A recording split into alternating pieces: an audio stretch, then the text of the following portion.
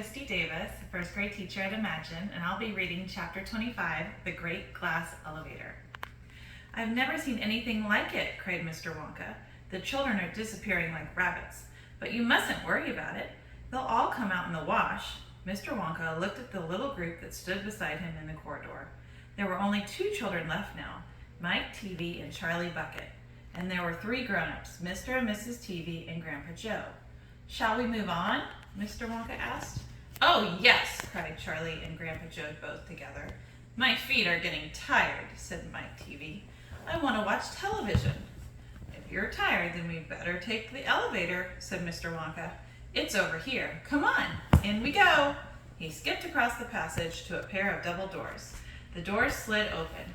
The 2 children and the grown-ups went in. "Now then," cried Mr. Wonka, "which button shall we press first? Take your pick." Charlie Bucket stared around him in astonishment. This was the craziest elevator he had ever seen.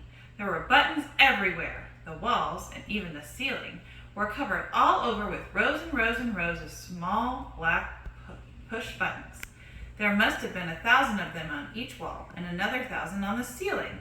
And now Charlie noticed that every single button had a tiny printed label beside it telling you which room you would be taken to if you pressed it. "This isn't just an ordinary up and down elevator," announced Mr. Wonka proudly. "This elevator can go sideways and long ways and slant ways and any other way you can think of. It can visit any single room in the whole factory, no matter where it is. You simply press the button and zing, you're off." "Fantastic," murmured Grandpa Joe. His eyes were shining with excitement as he stared at the rows and rows of buttons. "The whole elevator is made of thick, clear glass," Mr. Wonka declared. "Walls, doors, ceiling, floor, everything's made of glass so you can see out." "But there's nothing to see," said Mike Teavee. "Choose a button," said Mr. Wonka. The 2 children may press 1 button each. "So take your pick. Hurry up. In every room, something delicious and wonderful is being made." Quickly, Charlie started reading some of the labels alongside the buttons.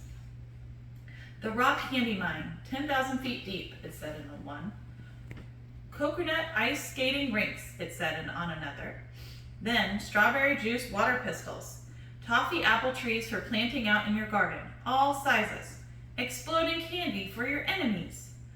Luminous lollies for eating in bed at night. Mint jujubes for the boy next door. They'll give him green teeth for a month. Candy-filling caramels, no more dentists. Cavity-filling caramels, no more dentists. Stick jaw for talkative parrots.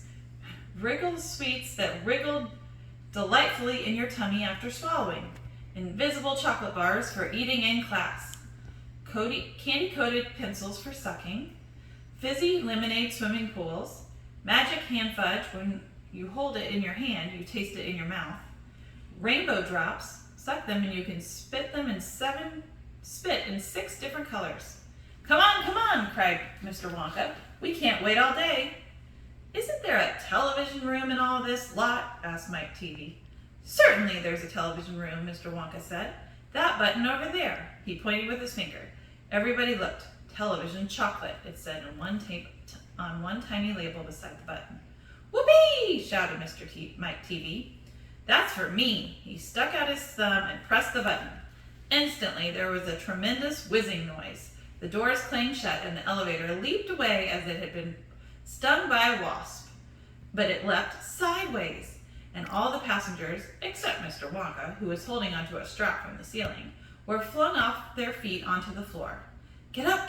cried Mr. Wonka, roaring with laughter. But just as they were staggering to their feet, the elevator changed directions and swerved violently round a corner, and over they went once more. "Help!" shouted Mrs. Teavee. "Take my hand, madam," said Mr. Wonka gallantly. "There you are. Now grab this strap. Everybody grab a strap. The journey's not over yet." Old Grandpa Joe staggered to his feet and caught hold of the strap.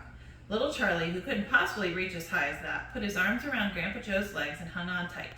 The elevator rushed on at the speed of a rocket. Now it was beginning to climb. It was shooting up and up and up on a steep, slanty course as if it were climbing a very steep hill. Then, suddenly, as though it had come to the top of the hill and gone over a precipice, it dropped like a stone, and Charlie felt his tummy coming right up into his throat, and Grandpa shouted, "Yippee! Here we go!" And Mrs. Teavee cried out, "The rope is broken! We're going to crash!" And Mr. Wonka said, "Calm yourself, my dear lady," and patted her comfortingly on the arm. And then Grandpa Joe looked down at Charlie, who was clinging to his legs, and he said, "Are you all right, Charlie?" Charlie shouted, "I love it! It's like being on a roller coaster." And through the glass walls of the elevator, as it rushed along, they caught sudden glimpses of strange and wonderful things going on in some of the other rooms. An enormous spout with brown, sticky stuff oozing out of it onto the floor. A great craggy mountain made entirely of fudge with Oompa Loompas, all roped together for safety, hacking huge hunks of fudge out of its sides.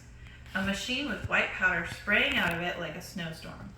A lake of hot caramel with steam coming off of it.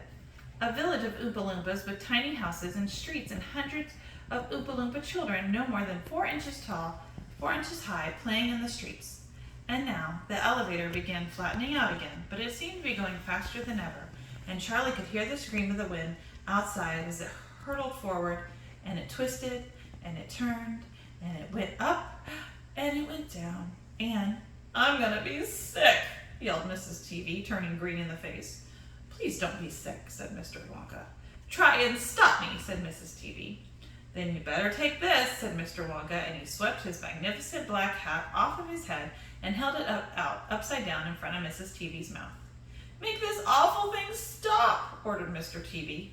"Can't do that," said Mr. Wonka. "It won't stop till we get there. I only hope no one's using the other elevator at this moment." "What other elevator?" screamed Mrs. Teavee. "The one that goes the opposite way on the same track as this one," said Mr. Wonka. "Holy mackerels!" cried Mr. Teavee. "You mean we might have a collision?" I've always been lucky so far," said Mr. Wonka. Now I am gonna be sick," yelled Mrs. Teavee. No, said Mr. Wonka. "Not now. We're nearly there. Don't spoil my hat." The next moment there was a screaming of brakes, and the elevator began to slow down. Then it stopped altogether. "Some ride," said Mr. Teavee, wiping his great sweaty face with a handkerchief. "Never again," gasped Mrs. Teavee. And then the doors of the elevator slid open, and Mr. Wonka said, "Just a minute now. Listen to me. I want everybody to be very careful in this room. There is dangerous stuff around in here, and you must not tamper with it." And that's the end of chapter 25.